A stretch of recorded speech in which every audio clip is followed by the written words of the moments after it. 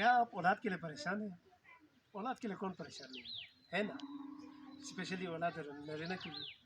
दुनिया जहाँ में मुख्तलिफ़ टोटके इस्तेमाल होते हैं, कहीं कोई तावीज़ दे रहा होता है, कहीं कोई मेडिसिन दे रहा होता है, कहीं कोई सन्यासी बाबा दुआएं दे रहा होता है, कहीं कोई पीर फ़कीर का दरवेश का मज़ार होता है। लेकिन आज मैं आपको एक मुनफरिद चीज़ बताता हूँ।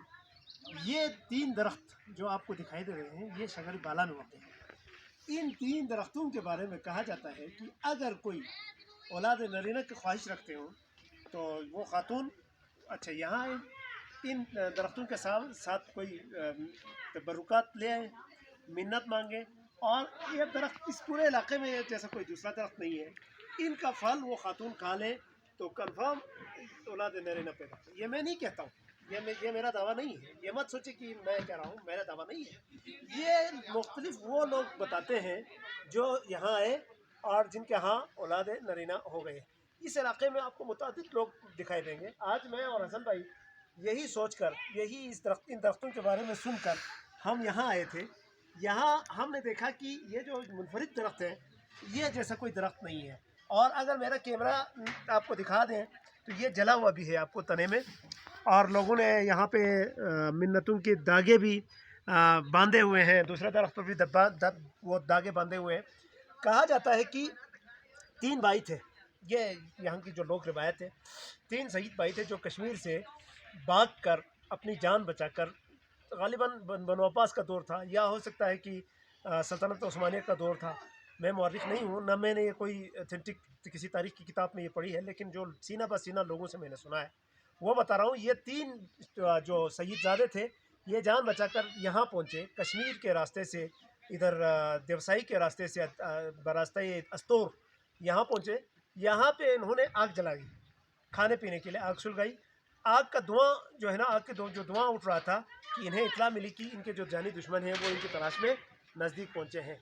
कहीं धुएं देखकर ये यहाँ तक न पहुँचे, इसलिए उन्होंने 3 जो जलते हुए तिनके थे जो चूल्हे के अंदर से उन्होंने निकाली और यहाँ ज़मीन में दबा के ये लोग भाग निकले। इनमें से एक को पहाड़ों के रास्ते में कहीं शहीद किया जहाँ इनका मज़ार है, एक को हाथों के रास्ते में कहीं शहीद किया जहाँ इनका मज़ार है। और लेकिन अजीब वाक़या ये हुआ कि वो सूखी लकड़ी जो जल रही थी यहाँ पे चूल्हे के नीचे, वो सूखी लकड़ी ने वहाँ कोंपल देना शुरू कर दिया। ये कोंपल बढ़ते बढ़ते एक छोटा सा पौधा बन गया। ये पौधा बड़ा होता गया और अभी आप देख रहे हैं कि हज़ारों साल पुराने ये दरख्त यहाँ पे मौजूद हैं। ये 3 दरख्त, इन 3 दरख्तों के बारे में लोग कहते हैं कि यहाँ पे मिन्नतें पूरी होती हैं, दुआएं कबूल होती हैं। और ख़ुसूसी तौर पर वो लोग जो औलाद नरीना की ख्वाहिश रखते हों वो यहाँ आए। कैमरा आपको दिखा रहे हैं, यहाँ देखो धागे बंधे हुए हैं, कोयला लगा हुआ है। उस दरख्त के साथ क्या कहते हैं, मिन्नत के धागे बंधे हुए हैं। और यकीनन यहाँ पे मुरादें पूरी होती होंगी। इसमें अल्लाह ताला की क्या मसलहत है, ये दरख्त कौन सा है, इसके फसल क्या लगते हैं, वल्लाहु आलम। लेकिन हम तजस्सुस के मारे यहाँ तक आए हैं। तो आप भी अगर यहाँ तक आना चाहें तो ज़िला स्कर्दू में, स्कर्दू और गंबा स्कर्दू के दरमियान एक इलाका है, बहुत ही खूबसूरत, इंतहाई दिलफरेब 411 का इलाका। ये जो 3 दरख्त है, यहाँ पे दूर दूर से लोग ज़ियारत के लिए आते हैं। हम ज़ियारत के लिए तो खैर नहीं आए ना, अल्लाह के फजल से हम दोनों साहिब औलाद हैं, तो आप क्या इस उम्र में मज़ीद क्या औलाद की तमन्ना करना। लेकिन हम यहाँ पे आए हैं सिर्फ तजस्सुस के मारे, ये देखने के लिए कि आया जो बुज़ुर्गों से हमने ये बातें सुनी है ये क्या सच है, ये कहाँ तक हकीकत है। तो क्यों हसन भाई, आप देख लें यहाँ पे कितने धागे बंधे हुए हैं।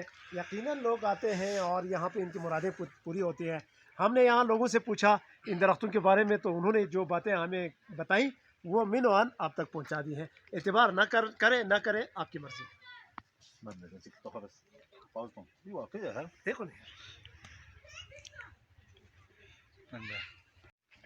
देने को दी तो मैं को से दिखा रेस में जो आराम के लिए बिस्तर है जो पत्थर है। अच्छा ये दराज को लापे पूरा फिट करो जी ऐसा पे दोनों से तो कुदरत इलाही तो ये दरा सुन नहीं जो भी फल पची दुआ। जी फल तो किशमिश तो जो सुते दाने जिंगा जी साब नहीं सकते। अच्छा तो तबरुक पे हमें अशोनी दानो ज़्यादा चाहिए, दानो जिंजू जी दानो जो लेते बुश के जो दी लोगों जो लोगों के लिए। अच्छा अच्छा लावला दी भी खास जगती होता दी भी चंग वो शब जुमा जो बस पे और तबरुक के मखसूस चंग तबरुक करो होता भाई ये यार से तबरुक तो सोसे अपने हस्ब तौफीक। ये जो नन्ना सा किशमिश जैसा दाना आपको दिखाई दे रहा है ना, ये इसका फसल है। یہ کڑوا ہے۔ مولا علیہ السلام فرماتے ہیں کہ ہر کڑوی چیز شفا ہے سوائے زہر کے، اور ہر میٹھی چیز زہر ہے سوائے شہد کے، تو یقیناً اس میں بھی شفا ہے۔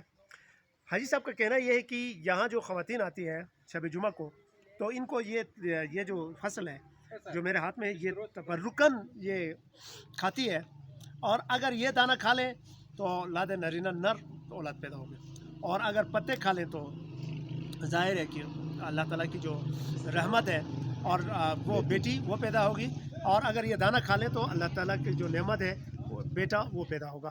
یہاں ان سیدوں کا بستر یہاں پہ موجود ہے جو پتھر بن چکا ہے۔ دشمنوں کے خوف سے یہ لوگ بھاگ گئے، ادھر بستر لگایا تھا، یہ آپ دیکھیں کہ تکیہ ہے اور یہ گدی ہے، بالکل یہ اسی کنڈیشن میں ہے، یہ پتھر بن چکا ہے۔